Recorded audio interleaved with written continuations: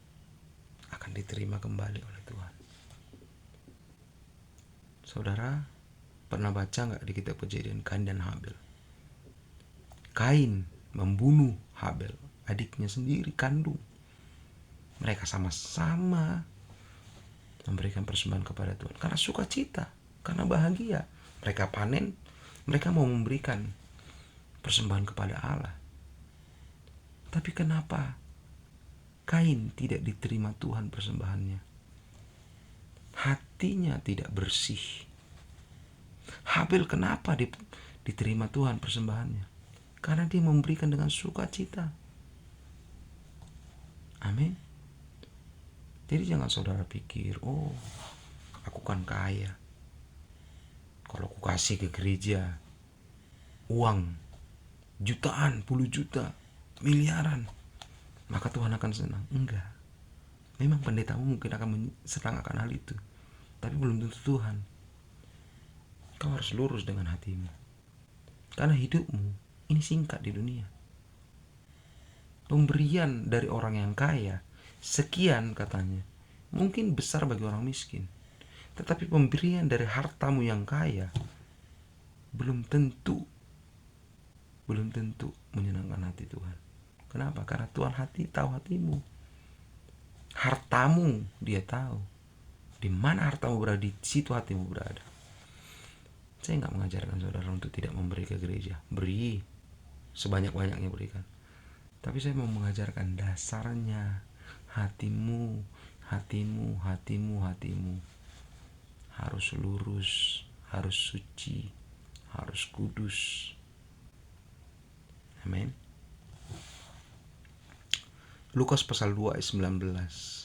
Seperti Maria ketika dikunjungi oleh gembala-gembala yang memberikan persembahan-persembahan ketika Yesus lahir. Hatinya bisa menyimpan memori yang baik, menyimpan dan bisa merenungkannya.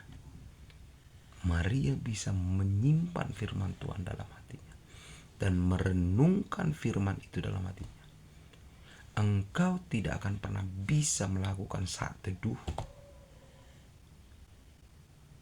ibadat doa pagi dengan pikiran yang jernih, hati yang segar. Engkau bisa menyimpan firman Tuhan dalam hatimu dan engkau bisa merenungkannya. Kalau kau hatinya tidak benar, ya, kamu harus lihat itu. Hatimu harus lurus. Amin. Harus lurus. Jadi kita itu sebenarnya harus menjaga hati kita. Ini kontra dari Mazmur 1 ayat 2 dan 3. Firman Tuhan katakan apa?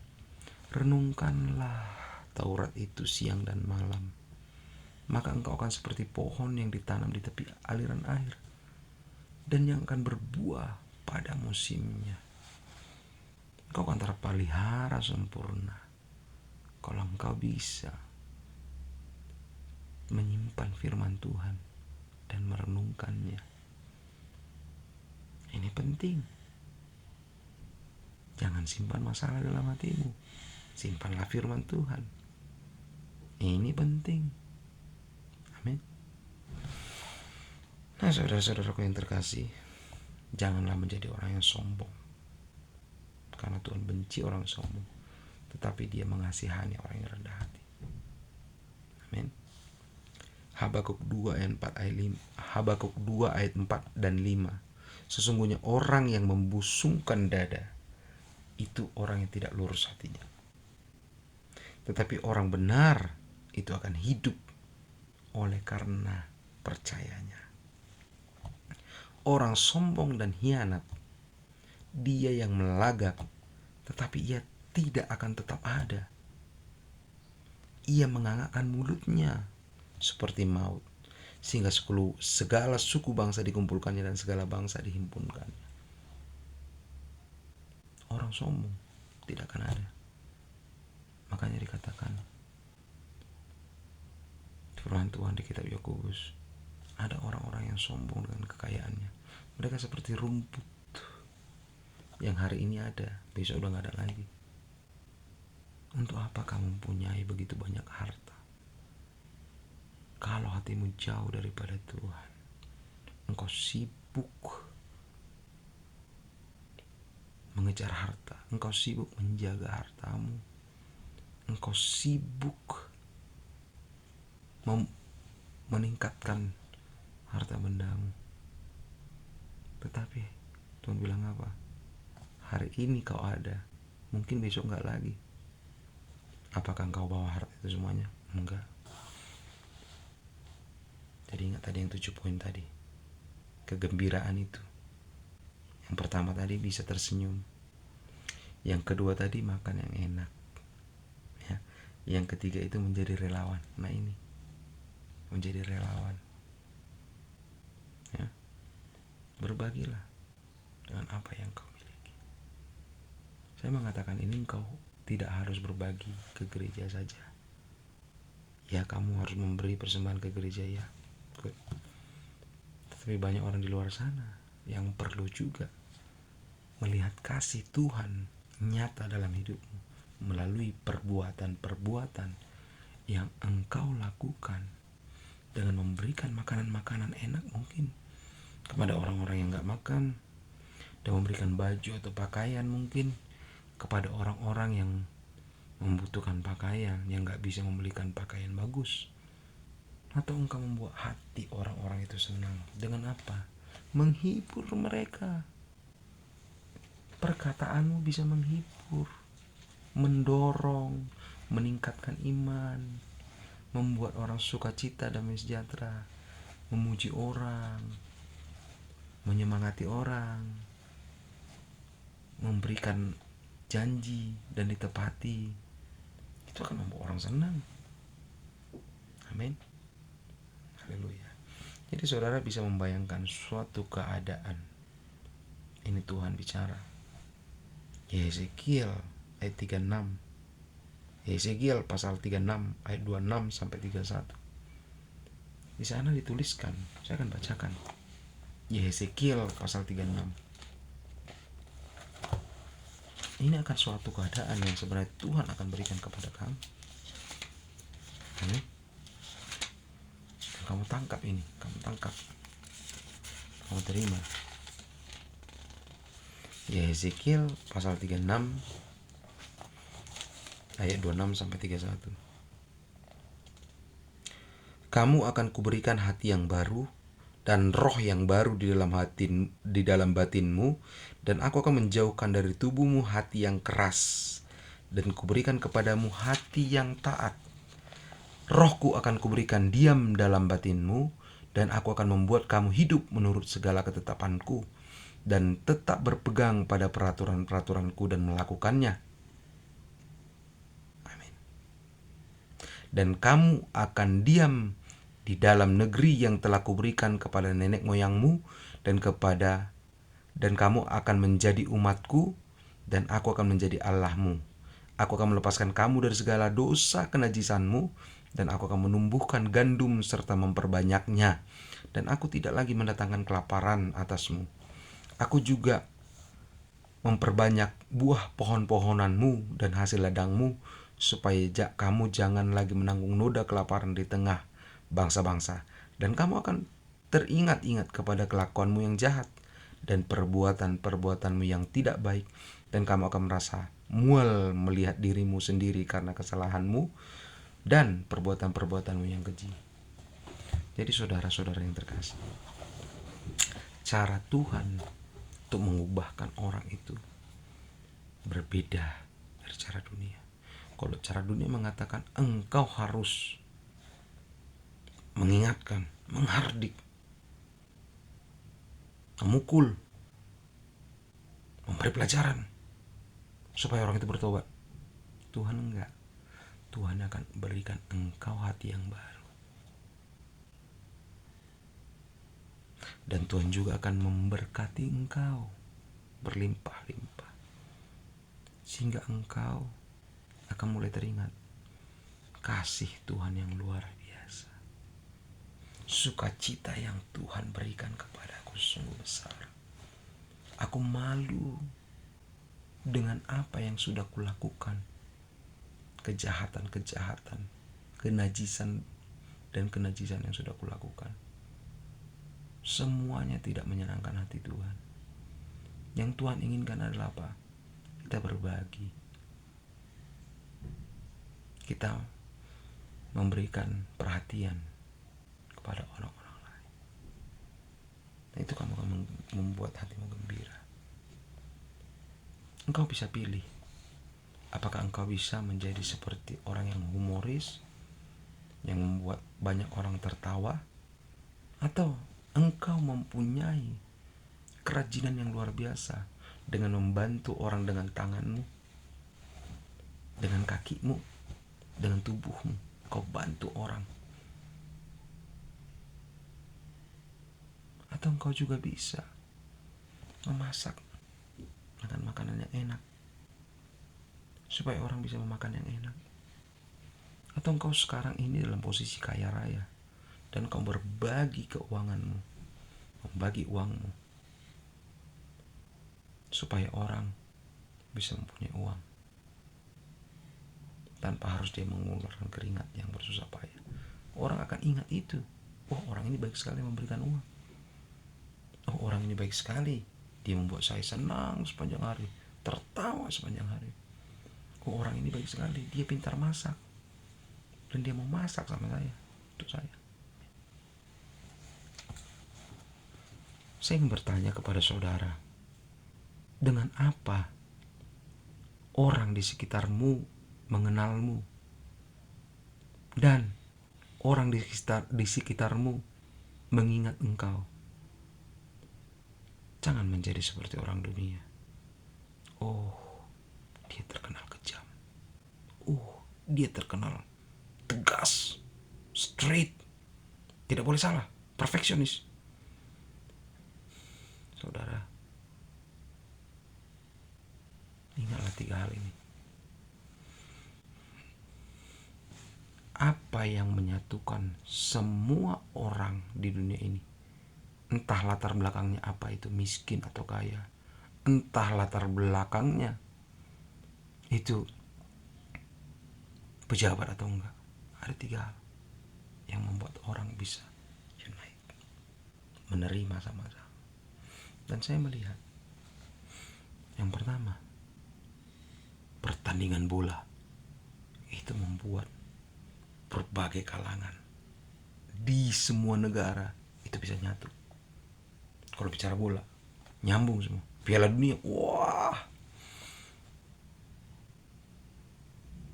Yang kedua,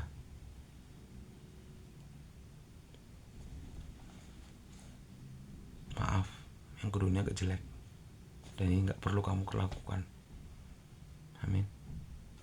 Pornografi, ini gak perlu kamu lakukan. Ini semua orang nyatu, nyambung pikirannya, karena memang pikiran manusia itu dirancang untuk mudah untuk menangkap sinyal-sinyal seperti itu. Tetapi yang ketiga ini yang saya ingin saudara lakukan, berbagi keceriaan. Kamu mulai membuat orang tersenyum, tertawa, gembira, sukacita. Semua orang suka ini.